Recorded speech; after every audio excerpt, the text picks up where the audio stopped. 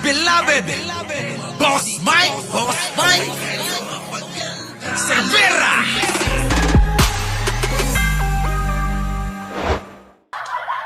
Tignan nyo, dumating ang pagkakataon na meron na silang warrant. Oh, nagtatago si Digong, ay si Bato. Eto ho, magugulat kayo, magtatago na rin to. Di ba? Magtatago na rin ho yan.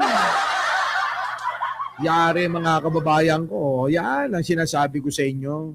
Oh, ganyan. Oh. Pero yung mga DDS, abay, sinusuportahan pa rin nila. Eh bakit, Boss Mike, nga pala, bakit ba sinusuportahan nila? Eh mga bobo nga eh. Diba? Mga bobo yan eh. Kita nyo naman eh. Kung hindi ba naman mga bobo yan, oh? Oh, ha? Kahit na lantaran na, kahit na marami na silang naririnig, kahit niloloko na sila, kahit na alam na nilang sinungaling yung mga tao na yan, nakasuporta pa rin sila. Eh, eto nga, oh. Eh, sample, oh. Oh, tignan nyo mga kababayan ko. Ayun, si Digong. Nakalabas na. Ayan, nakalabas na ho si Digong. Oo, ha? Nanigas na ho sa snow. Putek na yan, oh. Oh, sige na, eto na. Tignan nyo, oh. Oh. Lipid na ako, ha? Oh. Anong klaseng pag-iisip ito? Kita nyo, ganito kabobot kamangmang yung mga DDS. Ang hirap unawain eh, kung bakit. Oh, sige, tuloy. Ayan o. Oh. Oo, nag-i-snow at lahat-lahat, mga kababayan. Oy, kawawa naman ho si Digong Dono, nanigas na ng husto. Hindi na kaya ng jacket yan. Oo, ha? Oh. Ayun na ako. Nagpayong. Kailangan kasi nanigas na yung ano ko, nanigas na yung kamay ko. Oh. Yung coffee ko, naging ice coffee na. Nanigas na daw yung kamay niya. Eh di lalo si Digong.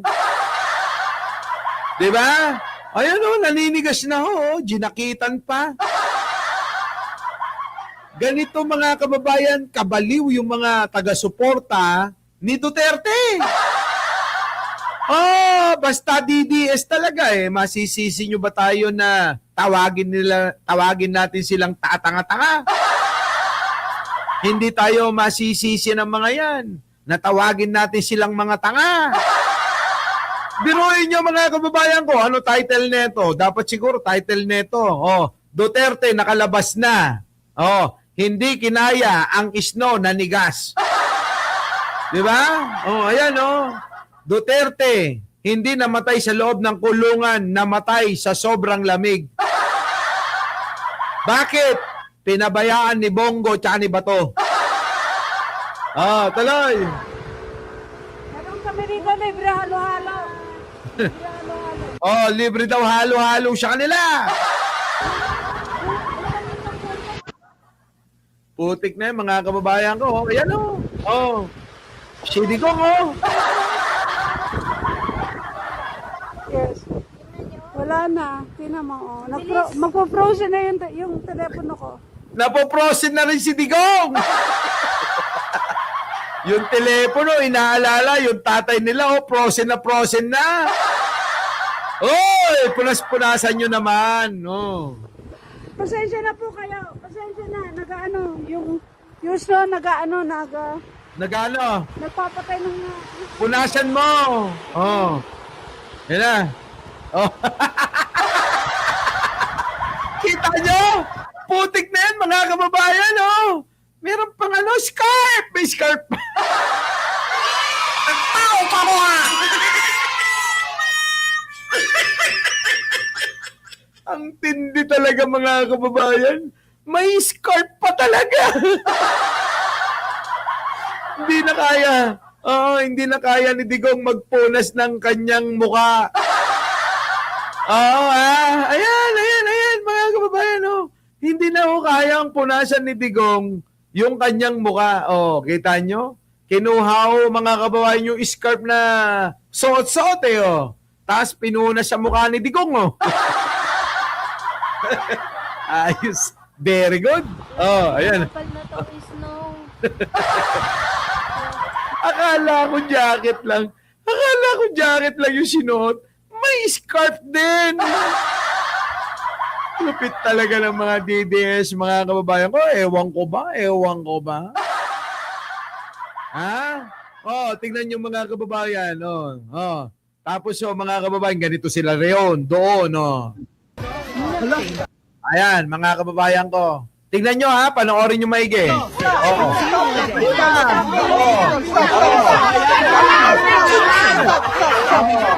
Nagsasapakan sila, oh. Di ba nakakahiya ho, mga kababayan ko? Yan, ganyan ho yung kanilang mga ugali. Sila mismo nagsasapakan. Dumayo pa yan para magsapakan. Pwede naman dito na lang sa Cubao. Uy, mga DDSO, pwede naman sa Cuneta Astrodome. Di ba? O kaya dyan siya may siya may, Dyan, ano ba yun? Tawag dyan sa Cubao. Sa Araneta Coliseum. Dinala niyo yung mga ugali niyo sa ibang bansa, hindi kayo nahihiya? O yung mga DDS, na mga nandito sa Pilipinas, ganito yung mga ugali nila, tama ba to? Tama ba to? Na magsabong-sabong sila doon pa mismo sa dahig? Ayan o, susuntukan eh. Oh, suntokin mo, sapakin mo, ganyan. Oh.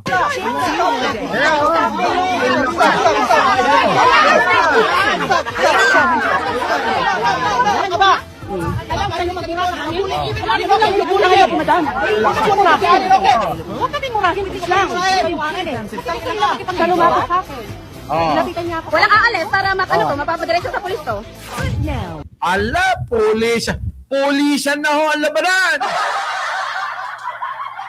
Sila magpapapulis sa isa't isa. Ang pangit, mga kababayan, ang pangit. Oh, wala sa ating ganyan.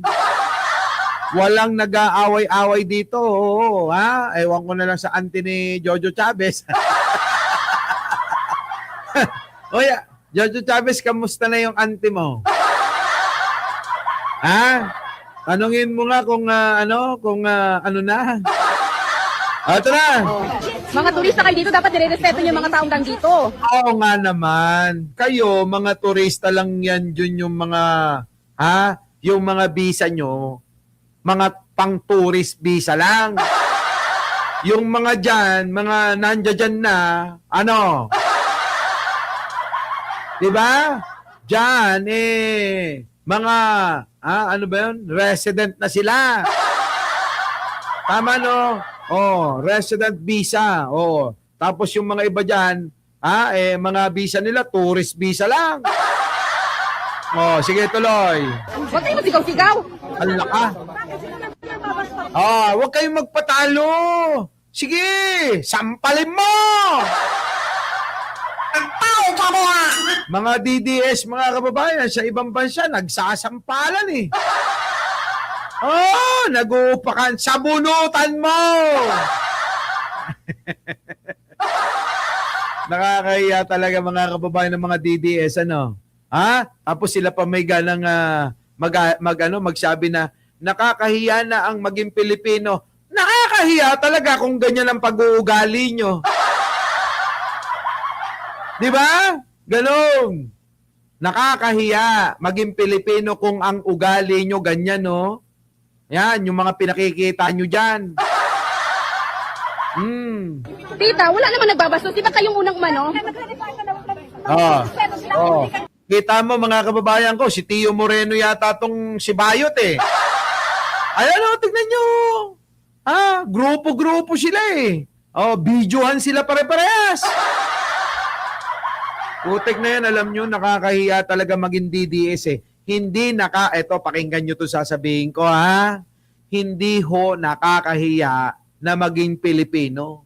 Nakakahiyang maging DDS. Biruin nyo bakit, kanyo? Bakit nakakahiyang maging DDS? Kita nyo yung mga kakampi nyo ganito? Ganito yung mga magiging kakampi nyo? Abay, kung ganito lang magiging kakampi ko, magsosolohista na lang ako. Diba? Oh, solo na lang ako. Diba? Tigil na lang ako. Oh, pasok. Sino pong nagmumura? Siya po yung nagmumura. Sampalin mo, ate. Ay! Walang mangyayari dyan sa mga paganyan-ganyan nyo. Sampalin mo. Sabunutan mo, ingud-ngud mo. Ang tao ka mo, ha? Wala eh. Mga kababayan eh. Oh. Dito.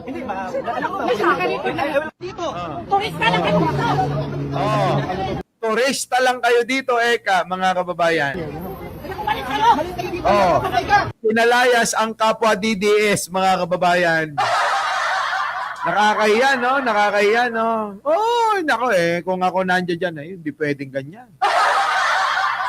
Oo, di ba? Hindi pwedeng ganyan. Anong hindi pwedeng ganyan? Ha? Hindi pwedeng ganyan. Eh, papayag ba? Aba, kailangan ipakita tapang dyan. Oh, edi, ngayon, no? Walang naipakitang mga tapang ito. Edi, pare-pares palang duwag to. Basta DDS, bunganga lang ng bunganga, parang si Sarah. Oo, di ba?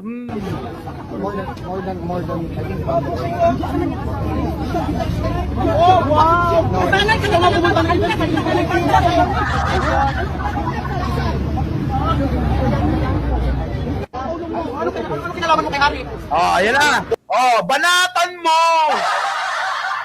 Yun na, ihampas na ho yung bisikleta, oh.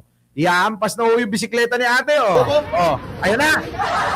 Kumuha, oh. Naku, may dinukot na, oh. Dumukot na yata ng kutsilyo. Mukhang sasaksakin na ho yung kapwa DDS, oh.